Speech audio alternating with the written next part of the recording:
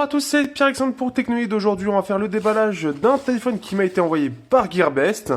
Donc, un petit téléphone, j'avais pas forcément prévu ça, mais la conjoncture fait que il a fallu prendre un peu moins bien, entre guillemets. Mais ça va permettre de chercher un téléphone à moins de 100 $, c'était le budget. Donc là, celui-là, il coûte environ 85 €. Je mets le lien dans la description. Et donc, c'est le Oukitel U7 Plus.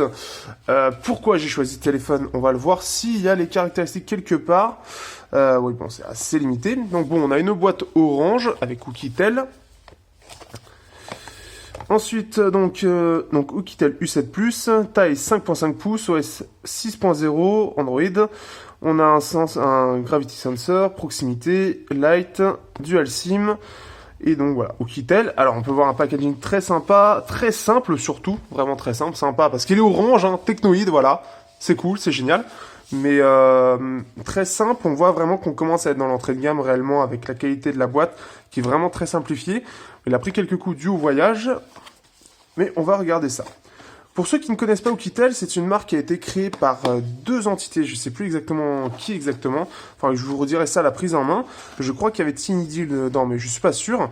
Et en gros, c'est une nouvelle marque qui se crée et ils ont fait déjà quelques modèles. Et je ne sais pas du tout ce que ça vaut. Pour ceux qui connaissent, qui ont déjà vu des tests sur d'autres chaînes, n'hésitez pas à me dire quel type de retour vous avez. Ça m'intéresse, savoir si c'est une marque qui est plutôt fiable ou qui, au contraire, est plutôt dans le style mauvais. Alors, oula, il est un peu déchiré, mais c'est pas grave. Alors, donc, tout d'abord, donc on voit ici, donc un téléphone qui me fait, alors je l'ai plus, c'est dommage, mais il me fait vachement penser au HomeTom HT3. Donc là, voilà, une petite phablette. Je sais pas si je peux l'allumer maintenant. Non, il doit y avoir une petite protection. En tout cas, il y a une protection d'écran ici. On a, voilà, c'est quelque chose de tout à fait basique. On a un capteur à l'empreinte au dos quand même. Il a l'air très haut. Mon doigt, il est là. Il a l'air très haut, donc je crois que ça va être... On va voir comment ça va se comporter. On a ici donc l'appareil photo. Alors donc, voilà, ouais, ça fait très iPhone, et pour celui que j'avais testé, ça me fait beaucoup penser au HT3. Hop, on va l'allumer juste pour voir en même temps, et je vais déballer le reste après. Alors, le scotch, il tient bien. J'ai beau avoir des ongles, là pour le coup, il tient vraiment bien. Je fais ça hors caméra, c'est plus pratique. Allez, il est tenace, hein. Ça, c'est-à-dire que c'est pas le plastique qui va s'envoler. C'est-à-dire que pour pouvoir utiliser la batterie, il faut vraiment vouloir. Hop, donc voilà, on va pouvoir le mettre. Alors d'ailleurs, on va pouvoir voir. Ici, on a SIM 2, SIM 1 et on a le lecteur de carte. Donc pour ceux qui sont intéressés, voilà, il y a pas mal de choses. Au niveau de la batterie, on a du 2500 mAh. Pour une tablette, c'est pas beaucoup, hein, au final. Hop, c'est assez peu au final. Hop, on va l'allumer. En tout cas, c'est un peu massif, hein, on sent qu'on est dans l'entrée de gamme. Voilà. Pendant qu'il s'allume, alors, qu'est-ce qu'on a d'autre? C'est là où on voit le packaging, il faut secouer. Donc ici, nous avons une Travel Charger, donc un chargeur micro USB tout classique, qui balance du 1 ampère tout simplement, donc très basique. Et ça a été fait par Shenzhen Tangxia Electronics. Donc, pour ceux qui ont des retours sur cette marque, eh bien voilà, on a ici de la micro USB, le câble a l'air pas trop mal d'ici. Ça a l'air d'être d'une qualité correcte.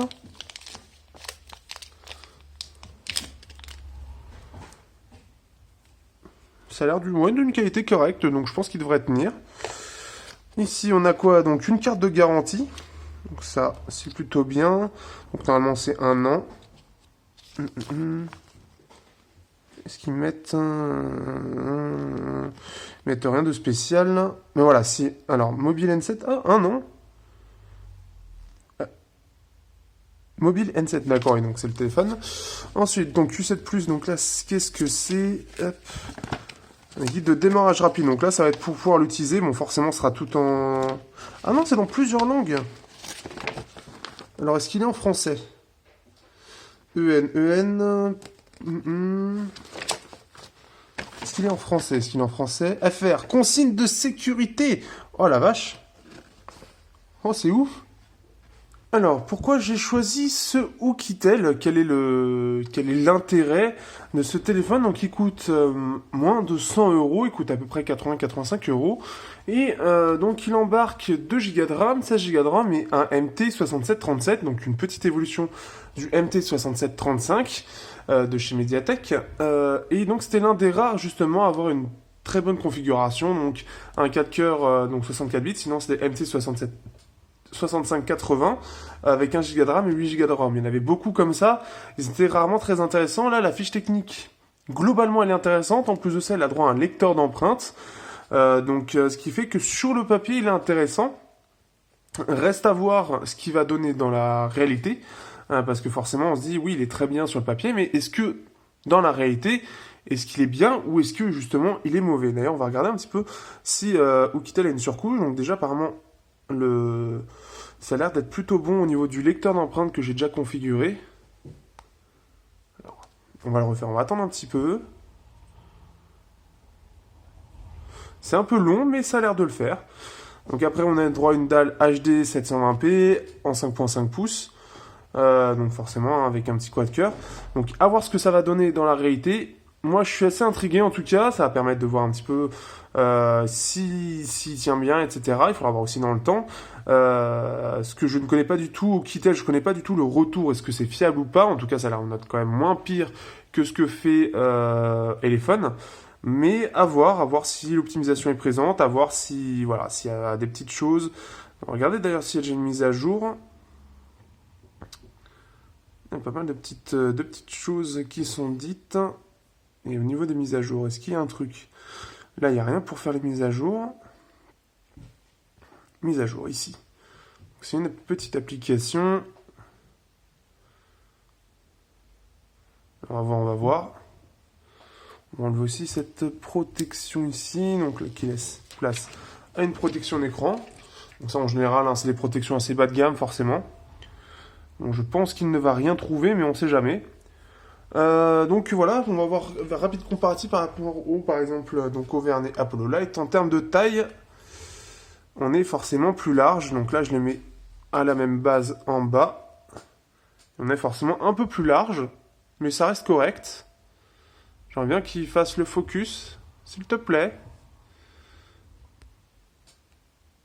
Donc voilà, donc il est un peu plus large, forcément. Ici, on peut voir ici. Donc ça, forcément, à ce prix-là...